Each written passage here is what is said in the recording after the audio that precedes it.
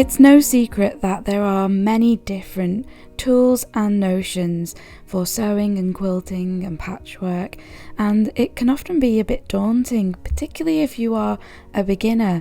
When you see so many different things on the market, it can be difficult to know which are the ones that you really need. In today's video, I'm going to share 5 items that are essential to me in my sewing room, and I think these things might be things that you haven't seen before. Some of them might be, but some of them might be new to you.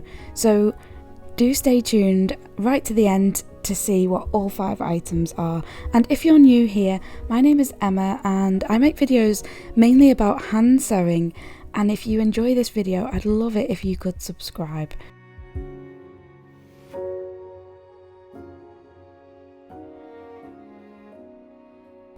So the first item on this list for me absolutely has to be Invisifil thread.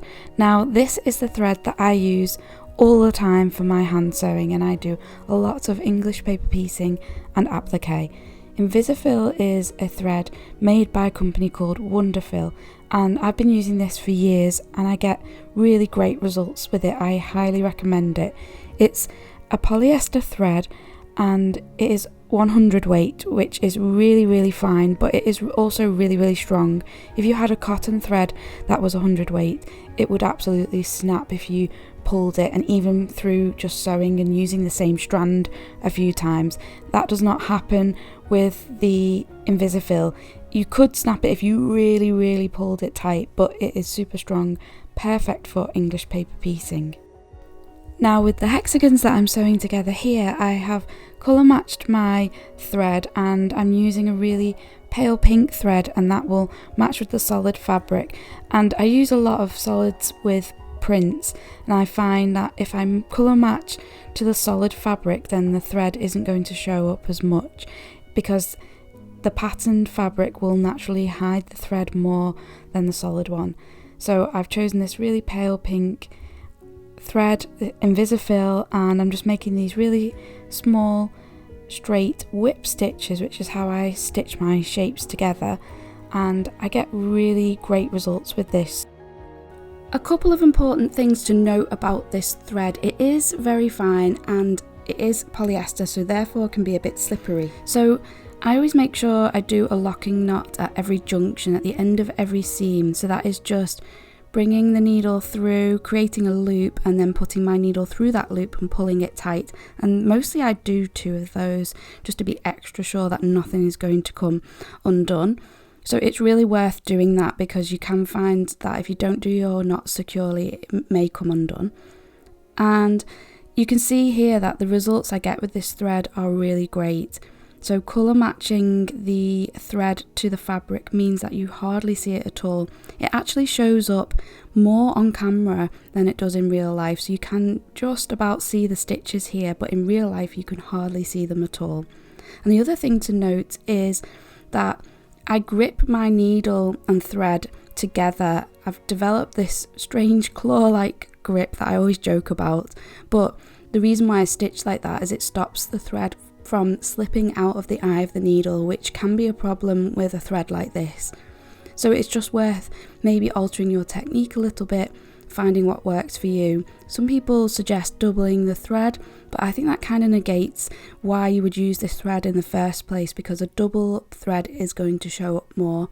Some people tie it to the needle, but then that can be really difficult to get off at the end. So I would just recommend working on trying to grip the thread with your last 3 fingers at the same time as holding the needle, and also you just use a long tail so that it's got less room to work its way out of the eye of the needle, but you can keep pulling it back down. Just be conscious of it, and then you'll find that you don't get frustrated with it. Also, this thread does not tangle up at all. I never get problems with that. I don't get knots, I don't find it twists, And you know, that could be to do with always taking it off the spool of thread in the correct direction. So I cut my length, and then not the end that I just cut from the spool, but the other end is the end that I thread onto my needle, and I always find it's really smooth and just glides through the fabric. This is my hexagon sewing case, and I just wanted to show you this because I stitched all of the 1/2 inch hexagons on the front together with Invisifil, and you can see that the results are so nice. You can hardly see the stitches at all. I used an off-white colour, and that just blends with all of these pale fabrics, so there's absolutely no need to change colour when you've got a really muted colour palette like this. And yeah, I'm just really happy with the results. So I'd just like to take a minute to thank the sponsor of today's video, and that is Serious Readers. So Serious Readers make these fantastic Serious lights, and I have the high definition tabletop cordless model, and I absolutely love using this light. It's really great because you can charge it up and the battery life lasts for 7 hours, and then you can move it to wherever you need it to be. But what makes the Serious lights really special is they use something called daylight wavelength technology. And you can see that it's a dark day outside. It's about 4 o'clock in the afternoon. I have the overhead lights on, but you can just see how bright this is. And the daylight wavelength technology replicates the daylight spectrum as closely as technically possible, which just gives you this really nice, natural feeling light. And it's really relaxing on the eyes, and I find that it really helps to reduce any kind of eye strain. And also when you're matching your fabrics and your threads, you can do it so easily because you have a natural light to work underneath. If you'd like to find out more about the Serious Lights range, then I'll leave a link in the description box below, and if you use my offer code Emma24, that will give you £100 off a high definition light and also free UK delivery. So a huge thank you to Serious Readers for sponsoring today's video.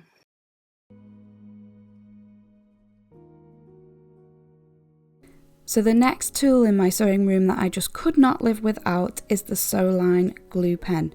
This is a fabric glue pen, specifically designed to be used with fabric.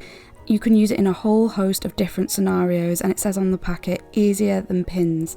It is blue. Usually you can get different coloured refills, but the standard one is blue, but dries clear, and it is water soluble as well.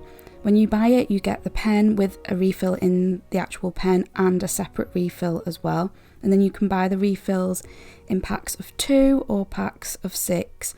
Now, it's not cheap to buy the glue this way, but you know when you're buying this product that you're buying something specifically for fabric, and I would not risk any other type of glue. That's just my personal choice. So typically I use this glue for basting my shapes. I put a dab on the wrong side of the shape, whether I'm using paper or Hexiform, it doesn't really matter. And then I just cut around my shape, leaving the amount of seam allowance that I want and need. And then I use the glue to baste my shape. Now, in this example, I'm actually using Hexiform, and we'll talk about Hexiform later on, but you can do this with paper. And the number one question that I get asked is, well, if you've glued your papers in, how can you remove them? Well, this glue is a temporary tacking glue. It is not a permanent glue at all. And all I do is just peel back the seam allowance and pop the paper out. It really is as simple as that. It's not as hard as some people think it is. If you are struggling to get them out and they are stuck a little bit more than you would like, maybe because you've used a lot of the glue, then you can just use a bit of steam in your iron, and the steam just softens the glue, loosens it, and then the paper will pop out really easily. The glue is very water soluble, so any heat and steam is going to loosen the glue, and I've found also when I've washed pieces that it just washes out so easily. It completely leaves your work, which is another reason why I would highly recommend using this over other glues that are not specifically designed for fabric, because you just don't get any residue with this. You can also sew through it. So if I'm putting a zip in, so let's use our imagination here. I've just got a scrap of fabric, but imagine that I am creating a pouch Rather than put pins in, I can just fold my seam under, glue all the way along here and then sew straight through it. There's absolutely no residue on the needle when you do this. Again, because this glue is specifically designed for fabric. So it is absolutely brilliant. You can use it on seams in your patchwork as well. So could not live without the Sewline glue pen.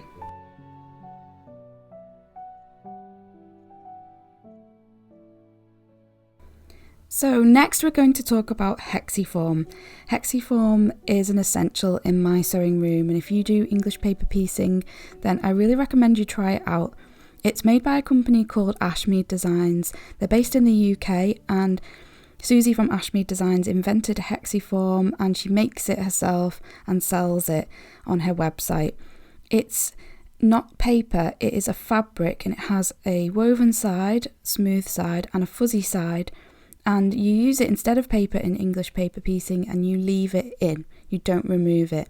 And what happens when you do that is you create a really textured piece that is really soft and squishy. You can stitch into it, as I have here. I've done some embroidery, something that I absolutely love to do, and you just couldn't do that as easily if you used paper. So I really love Helix Form for that. Another reason why I love Helix Form is because it's much softer on the hands. Papers are hard to work with at times, but with Helix Form you're stitching fabric together, so it's much more comfortable on the hands. It really reduces any sort of strain, and it's just really nice to work with. It creates a textured finish. So here they're a little bit raised, my hexagons on the hexagon storage basket. I tend to use it for small projects like these sewing cases. These are all my patterns. I do that because it's so much easier to work with. You don't have to remove it like you would with paper, and I love the dimension and the texture that you can create with it. So this is my Cozy Cottage sewing case. I have kits for this available, which includes the Helix Form as well, and all of these fabrics. And you can see you just get a really nice result. It makes doing curves really easy because you just get a really nice curved edge, and you don't have to remove paper and then press it again. Here are some mini quilts that I've created the whole thing with the Helix Form, and I've also done the applique with it on here as well, so you can use it for that. You can buy it in sheets and cut it to the shapes and sizes that you want. You get a really nice squishy feel to it. It's not stiff, and so you could use it and not use wadding, which is what I've done with these mini quilts. I've never made a large quilt just out of Helix Form without any wadding before, but I wanted to show you someone who has. So Laura Mosley came to one of my classes at Festival of Quilts, learned how to create a hexagon flower with Helix Form, and then she went away and she was stitching and stitching and stitching, and she's created a masterpiece, this absolutely beautiful hexagon quilt using Liberty fabrics and Helix Form. Definitely follow Laura online, you will be so inspired. I will leave a link in the description box to their Instagram page. And Laura also has an independent publishing company called Common Threads Press, and I'll leave a link to that below as well. Because through that publishing company, they create books and zines which tell the story of the histories of crafts, but from the perspective of people who are in marginalised communities or underrepresented. So they really are important stories to tell and well worth checking out because they are just so inspiring.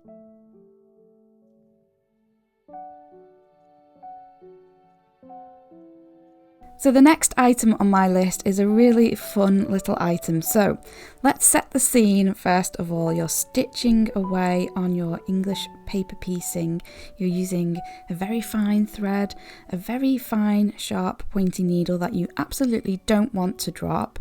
If you put it down on the table when you're ready to cut your thread, it may roll off the table. It may get stuck on a jumper, end up on the floor, and the last thing you want is a sharp needle that is very fine and difficult to see on the floor, on the carpet. So what better to do than to put it in your little pincushion ring. Of course you can have pincushions on the table, but I find this really handy just to have this beautiful little pincushion ring on my finger, particularly when I'm out and about sewing. So if I'm in the car, or if I'm in a waiting room, or wherever, out and about, having this little pincushion ring is so handy, and I just wouldn't be without it now. Use it all the time, and I really like how it looks as well. Beautiful gold. I love the fabric and the little bow. I bought mine from Rose Garden Patchwork. I'll leave a link in the description box below, and I really like that it's size adjustable as well, so it's suitable for everybody. It's also really affordable. It's not expensive, it's not real gold, but it's just so cute and a lovely little sewing accessory, and it's just perfect, just a perfect little needle stop, which is what I use it for. Now, if you can't get hold of one of these, do a search online and see if you can. But if you can't, I'm going to show you how to make a simple one. It's not going to be quite as nice as this, but I'm going to show you maybe the next best thing. So I've just got some self-cover buttons here. These are quite large. You could make it out of something a little bit smaller if you prefer. I've got a scrap of fabric, of course Liberty fabric, because if I'm going to make myself a ring, it's going to have Liberty on. A scrap of wadding and just a really short piece of elastic. The elastic I've chosen is 1/4 inch wide. So I've just cut my Liberty into a circle. I need it to be a decent sized circle, enough that it is going to be able to have plenty of seam allowance to fold in to the underside of the self-cover button. And now I'm just cutting the wadding to be roughly the same size as well. I'm cutting a little bit off the fabric because I made it just a little bit too big. So I just trimmed everything down so that it would fit nicely, and now I'm just testing out here. So what I did was scrumple up the wadding to make it into a little ball, because I want this self-covered button to be a bit padded and a bit raised in the centre. So I'm just checking my sizing here and making sure everything fits how I want it to fit. So this is the way it's going to go. The wadding, then the button, and the fabric's going to wrap around the edge. But what I'm actually going to do is run a line of running stitches right around the edge to gather in the circle first. But I'm just testing to make sure everything is the right size. So I did just trim a bit of the seam allowance off before I did this. So here you can see I've got my row of running stitches to gather it all in, and it just takes some fiddling about. Pull the stitching in and just move everything around until you're happy with where the wadding is and how everything is pulled to the back, and you need to spend some time smoothing it out and just getting it how you want it to be. So when I'd done that, this is what it looked like, and I just put a bit of the elastic through the loop at the back. I sized it to fit my finger, cut it, and now I'm just stitching it together so it'll be the exact right size for me. And this is what it looks like now it is finished. So it fits really nicely on my finger, and it is just the right sort of thickness to stick my needle into at an angle. And yeah, it works just as well. So if you want to make your own, then I do highly recommend doing this. It's fun and you can make it in any fabrics that you like. Just don't make the elastic too tight.